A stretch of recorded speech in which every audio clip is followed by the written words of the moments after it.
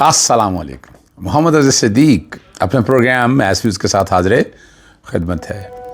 चीज़ें तेज़ी से बढ़ रही हैं, आप देख रहे हैं, और कुछ सिनेरियो क्लियर नहीं होता आ रहा, आपको नज़र नहीं आ रहा कि कुछ चीज़ें हम नज़र आ रही हैं वाज़े तौर पर, लेकिन साथ साथ मसाइल भी हैं। ये कहा जाए कि ये जो बताया जा रहा है ना, ये हुकूमत सिक्का बंद है, मैं इस पर कभी भी इत्तफाक नहीं करता। तो वो एक अलहदा बात है कि 5 साल के लिए पूरा चलना है। वो सेटअप लाया इसलिए गया है, और सेटअप को इतना सिक्का बंद कर दिया गया है कि अगर गिराना भी है तो कौन गिराएगा।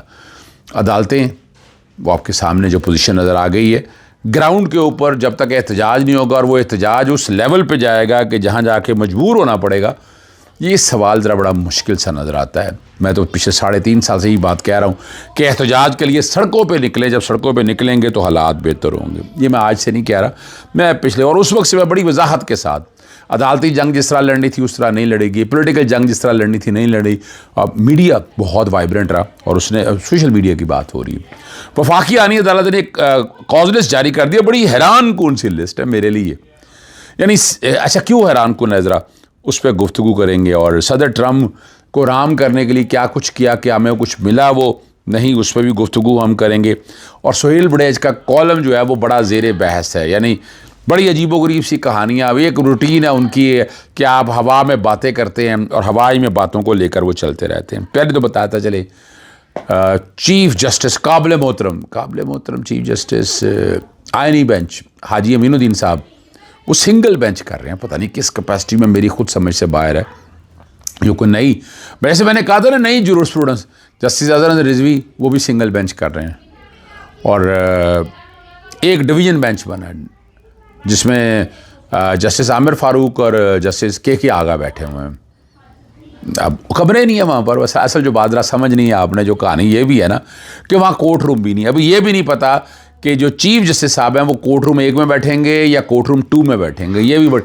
और कई ऐसे केसेस लगा दिए हैं बस, यानी अजीब सी बात है। लग ये रहा कि जैसे शहर कमरों में सुनना है या बेंचों में सुनना है या कोर्टों में सुनना है, कोई क्लैरिटी नहीं, किसी को अता पता ही नहीं है। मेरा भी ये केस लगा था, हमने तो अभी प्रिंसिपली डिसाइड किया कि हमने आइनी बेंचों के सामने पेश नहीं होना है, आइनी कोर्ट के सामने पेश नहीं होना है।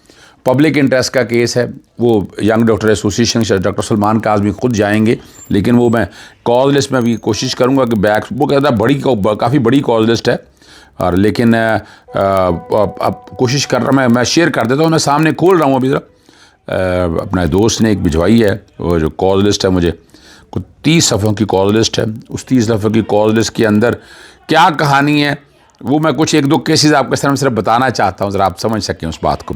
ये मैंने कॉज लिस्ट सॉरी जो है ना वो खोल ली है, और उस कॉज लिस्ट में यानी कोवरंटो की रेट है, किंग एडवर्ड मेडिकल कॉलेज की, ये पुरानी है, ये वापस ही होनी है। ये जितनी भी मैं देख रहा हूँ ज़्यादातर जो है ना वो वापस होनी है। कुछ हैं अब वो पता नहीं समझ नहीं आती है कि किस तरह से सिंगल जज सुनेगा या सिंगल जज नहीं सुनेगा। ये भी कोई हैरान कुन बात है। यानी रोज़ाना के तकरीबन केसेस लगे हैं, को 5 केसेस उधर लगे हैं, और इसी तरह को तकरीबन 5 केसेस जो है ना सिंगल जज के सामने लगाए गए हैं हर रोज़, जो चीफ जस्टिस हैं इसी तरह।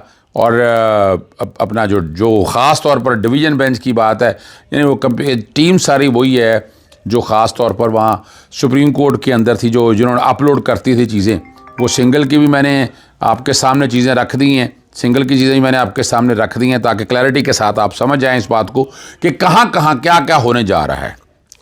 और आइनी बेंच कैसे जुरिसडिक्शन एक्सरसाइज करेगा, ये मेरे भी समझ से बाहर है। यानी मैं भी कुछ समझ नहीं सकूँगा कि आइनी बेंच कैसे चीज़ों को सुनेगा, कैसे देखेगा ये।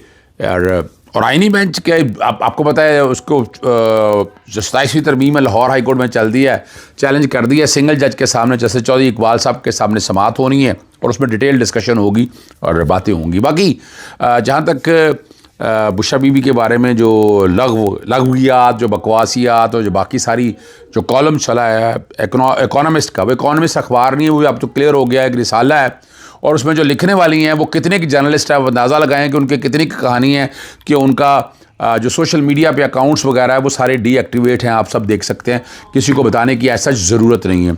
उसके लिए डेफमेशन और बाकी प्रोसीडिंग उस पर काम हो रहा है, और बहुत जल्द जो है उनके ख़िलाफ़ जो है वो कानूनी कार्रवाई जो है वो लाई जाएगी।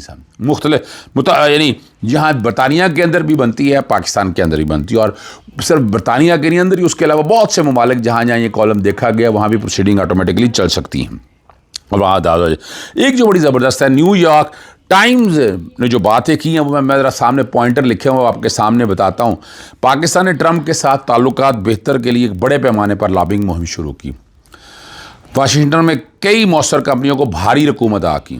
ये मुहिम ऐसे वक्त में चलाएगी जब अमेरिका मुख्तलिफ ममालिक पर सख्त तजारती पाबंदियाँ और बुलंद टैरिफ आयद कर रहा था, मगर पाकिस्तान उन चंद ममालिक में शामिल हो गया जो न सिर्फ खुसूसी रियायत मिली बल्कि इंतहाई साजगार तजारती शराइत भी फराहम की गई। यूँ पाकिस्तान को दुनिया के बेहतरीन टैरिफ रेट में से एक मिला और उसकी अमरीकी मंडी तक रसाई नुमायाँ तौर पर हो गई।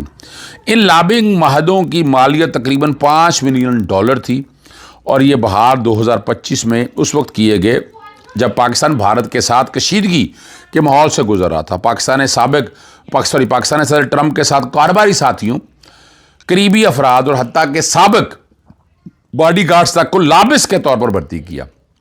दूसरी जानब बाद ने इस अरसे में लॉबिंग पर कम खर्च किया, जिसके बायस दोनों ममालिक के अमरीकी हुकूमती हलकों में असर और रसूख के दरमियान वाज़ेह फ़र्क नज़र आया। पाकिस्तान और अमरीका के ताल्लुकात बेहतर हुए जबकि भारत के साथ अमरीकी फासले बढ़ गए। पाकिस्तान ने सफारती में हर मास पर भी सदर ट्रंप को खुश करने के लिए कई इकदाम किए। इस्लामाबाद में ट्रंप के भारत के साथ जंग बदी का सेहरा जो है आमादगी जाहिर की, उसकी नोबल नाम के लिए नामजदगी की हमायत की। इसलिए पाकिस्तान ने $500 मिलियन की मादनी डील की पेशकश से अमरीकी दिलचस्पी को मज़ीद बढ़ा। पाकिस्तान ने अमरीकी ज़रूरी मसनूआत के लिए अपनी मंडी खोलने की यकीन दहानी भी कराई, जिसे ट्रंप इंतज़ामिया ने मुस्बत इशारा समझा। अब ये बातें उन्होंने कही हैं, क्या कही हैं, क्या सच्चाई है, जो मेरे तक समझ में आई है, मुझे तो जो बातें आपके सामने फैसला आप लोगों ने करना है। यहाँ से आप अंदाज़ा लगा लें कि कहानियाँ क्या। सुहेल बड़ाच का कॉलम जो है, हमारे दोस्त हैं, बढ़िया, कई दफ़ा नाश्ता कोई घर किया है कि दोस्त अब आप बारे इकट्ठे जाने वाले लोग, ज़रा काफ़ी इनसे मिलना जुलना रहता है। और आजकल ज़रा मेरी मुलाकात नहीं होती है। यूके में, बरतानिया में मुलाकात मेरी हुई थी जी, और वो कहते हैं जी बाज़ जज जो ना खुदा बन बैठे थे, आइन के जमहूरी और अवामी तशरीयात की बजाय जुडिशल मार्शल नाफिज कर रहे थे। अब ये बात जो है ना, ये मैं बड़े अदब के साथ, सुहेल बड़ाच साहब, कौन सा केस ऐसा है, मैं एक बात अर्ज़ करूँ, मुझे सिर्फ ये यानी ज़ुबानी कलामी बात नहीं करनी है आपने। जुडिशल मार्शल है क्या, पहले आपको पता है? पहले आपको पता है? आप इस तरह की यानी इस तरह की लग़वियात और इस तरह की गुफ्तगू करें, अच्छा नहीं लगता है। असल कौन सा केस, मैं आपको उसको मुखालिफ बताता जाता हूँ क्या होता है। 90 दिन में इलेक्शन कराने थे, कराए, तो सुप्रीम कोर्ट क्या करती, कंटेम्प्ट लिया किसी ने, और किस तरह से डिले करके फिर इलेक्शन कमीशन जो मनमानियाँ करता रहा, सारा कुछ आपके सामने है। नॉमिनेशन पेपर्स में क्या कुछ हुआ, सिंबल ले लिया गया।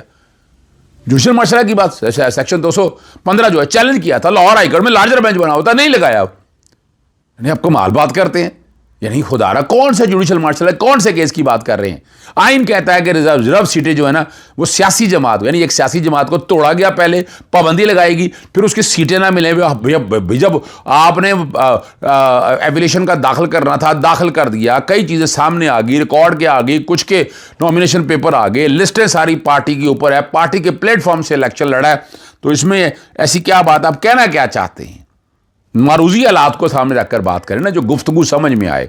और अल्टीमेटली जो है वो सीटें उनकी थी, उनको मिलनी थी, लेकिन क्या तशरीह की गई, फिर कानून तरमीम किया गया। यानी कानून भी इन दोनों, यानी आप कर सकते थे, इसका अगर इतलाक होना था अगले आने वाले इलेक्शन पे होता। यानी आप वो बात करें जो समझ, भाई वही समझना चाह रहा हूँ क्या है यहाँ पर कोई आ जाए, नज़रबंदी के ऑर्डर्स आ जाए, 144 का नफाज आ जाए, जो फसाइयत यहाँ घर घर होती है। आप कहते हैं कौन सा जुडिशल मार्शल, क्या किया उन्होंने?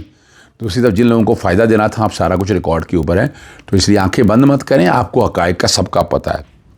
और एक बड़ी ज़बरदस्त बात उन्होंने, मैं हैरान होता हूँ, उन्होंने जस्टिस सईद मंसूर शाह के बाद में कि अमेरिका में बातें हो रही थी, जब आएंगे इलेक्शन कालादम करार दे देंगे, जब चीफ जस्टिस बनेंगे तो इलेक्शन कालादम करार दे देंगे। अच्छा, कमाल की बात है, कहाँ की रिपोर्टें हैं वैसे, और किस बुनियाद पर? यानी आप खुदारा हक़ाइक़ पे बात करें ना, हक़ाइक़ पे गुफ्तगू करें। यानी इस तरह की अब जो आपको है नहीं, बातें नहीं हैं और कमाल की बातें हैं, और आप उन सब चीज़ों को उस तरह लेकर चलें तो बड़ी हैरानगी की बातें हैं, तकलीफ़ होती है आपकी इन बातों के ऊपर। आखिरी बात की तरफ चलते हैं। और BBC के आर्टिकल के मुताबिक एटमी सलामती के हामिल मुल्क पाकिस्तान की सियासत में वो फ़ौज के किरदार के हवाले से वो बात करते हैं, कभी बराह रास्त बात करते हैं, कभी साइड से सिविल खुद मुख्तारी पर सवालात उठाए हैं उन्होंने, बहुत सी बातें की हैं। जनरल परवेज़ मुशर्रफ, जनरल ज़ियाउल हक का किरदार, और अब वो आगे जो बात अपना जी विल्सन सेंटर में साउथ एशिया इंस्टीट्यूट के सरबराह माइकल गूगलमैन कहते हैं कि मेरे नज़दीक ये तरमीम इस बात का ताज़ा तरीन बल्कि शायद सबसे मजबूत इशारा है कि पाकिस्तान अब हाइब्रिड निज़ाम नहीं बल्कि माबाद हाइब्रिड निज़ाम के मरहले में दाखिल हो चुका हुआ है। यह मैं नहीं कह रहा, जिन्होंने किया ना उन्होंने कह दिया है। इजाज़त चाहता हूँ। अस्सलाम वालेकुम, अल्लाह हाफ़िज़। पाकिस्तान जिंदा।